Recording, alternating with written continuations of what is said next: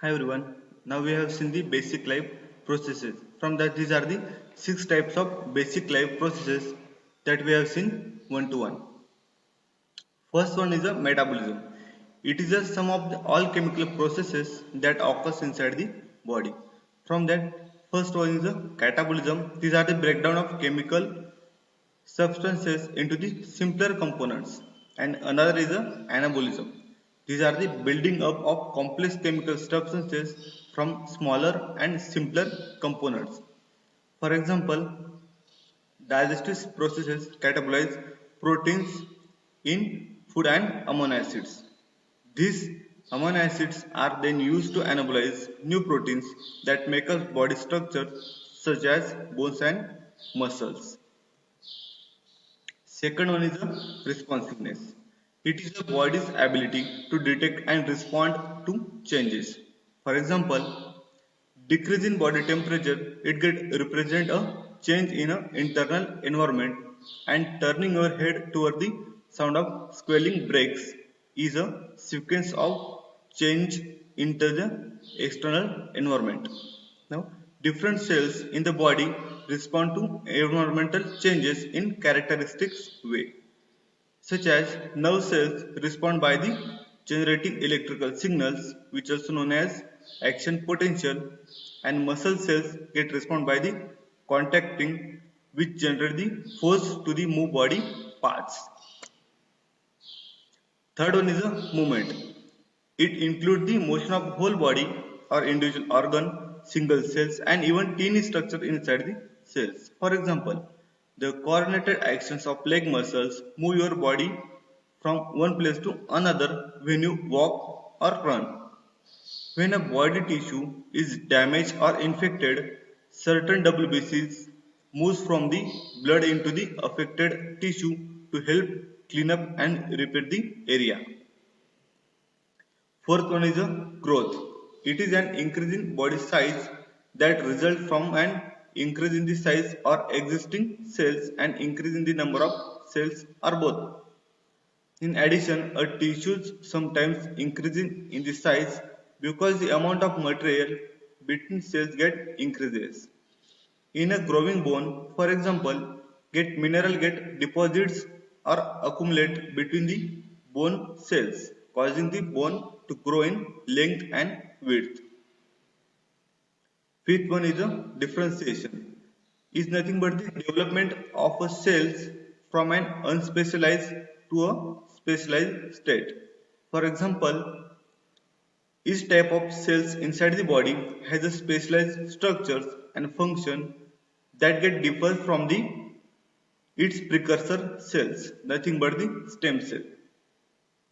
And last one is the reproduction. It get refers either to the formation of new cells for tissue growth, repair, replacement, or reproduction of new individual.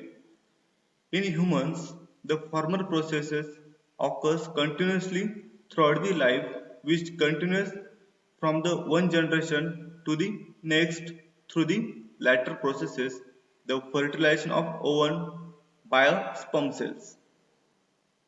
These are six are the basic life processes. Now we have seen the homeostasis. It is a balancing condition of the body of internal environment due to the constant interaction of body many regulatory processes. Now control of homeostasis.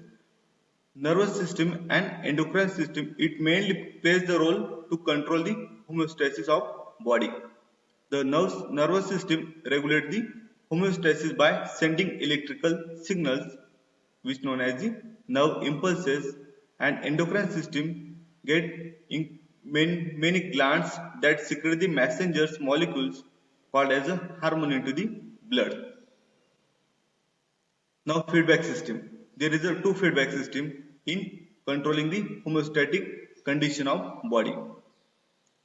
Now feedback system are the cycle of events in which the status of body condition is get monitored, evaluate, change, remonitor, reevaluate, and so on. A feedback system include the three basic components. First one is the receptor, control center, and last one is a effector. These are the normal feedback system. We will see by the graphically.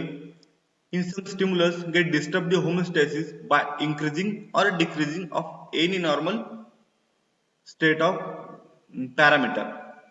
After the body control condition that get monitored by its receptors, and these receptor get send the signal to the control center, nothing but the brain, and from the control center get signal sent to the effector, and that get response that alter the control conditions.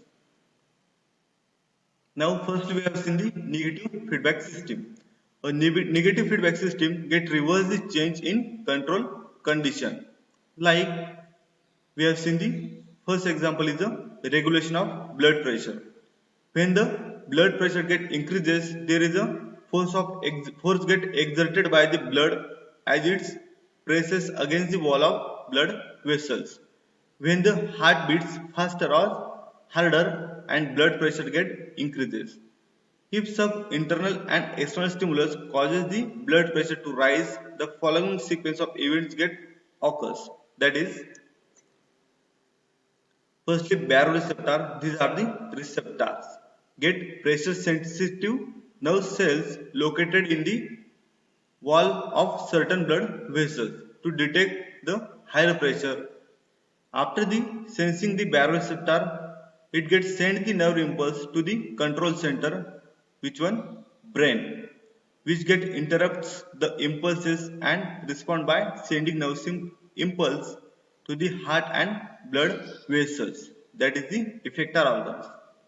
Heart rate get decreases and blood vessel get dilated, which cause the blood pressure to decrease.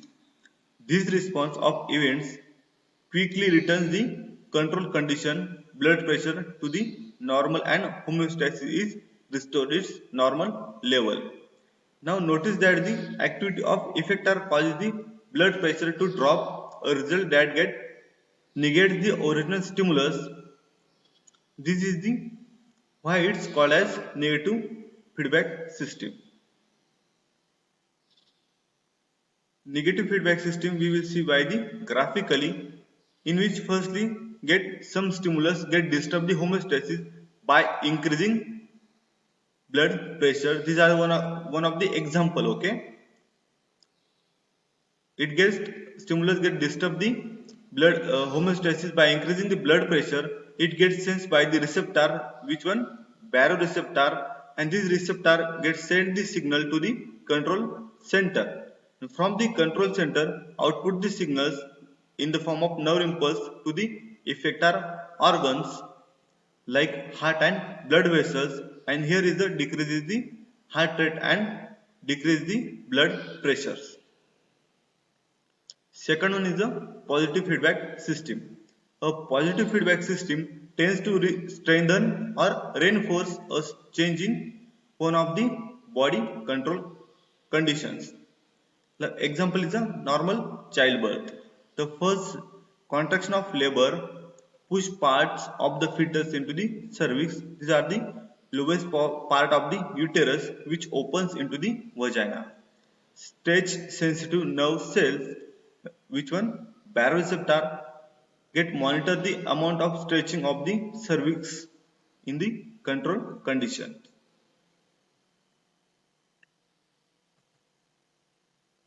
After it, stretching get increases, they send more nerve impulse to the brain, which is a control center, which get turns release the hormones, which is the oxytocin into the blood. Oxytocin causes the muscles in the wall of uterus to contract even more forcefully. The contractions push the fetus farther down the uterus, which stretches the cervix even more.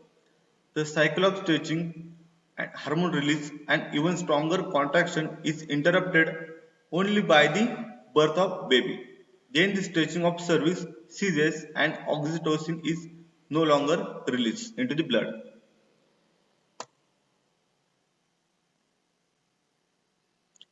This is the graphical presentation in which the contraction of walls of uterus get forced by the baby's head of bodies into the cervix. Thus get increases the stretching of cervix, and this signal gets sent by the receptor to the control center, and from this control center get output the signal to the effector and release the oxytocin into the blood.